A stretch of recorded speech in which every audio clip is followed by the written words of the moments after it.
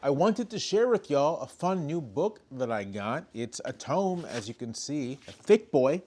It it is the Encyclopedia of the American Civil War, a political, social, military history forward by James M. McPherson, one of the great historians of the Civil War. McPherson's book, Battle Cry of Freedom, part of the Oxford History of the United States series, is probably still the single best volume on the U.S. Civil War. So if you ever want to read anything about the Civil War, I would recommend Battle Cry of Freedom.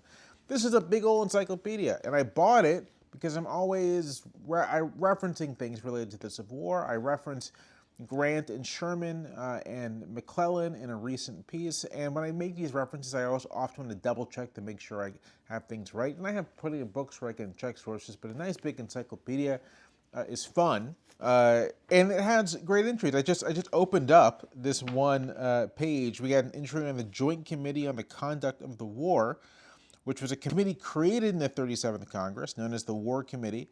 And this was a committee that had the broad power to investigate the Union's conduct of the war. And members took that duty very seriously.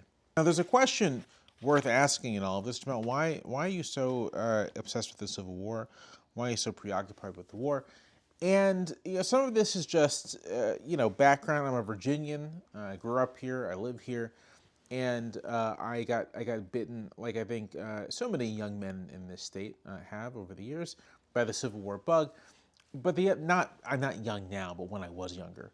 Uh, but the other thing is, I do think that the politics of the Civil War and the years surrounding it are actually kind of instructive. The Civil War is sort of the U.S.'s great experience with sort of a singular national crisis, and the path to war and the aftermath of the war, I think, have a lot to say about politics in an age of extremism, about defending and rethinking and reinterpreting the values of American democracy, of the limits of the Constitution, of all these things.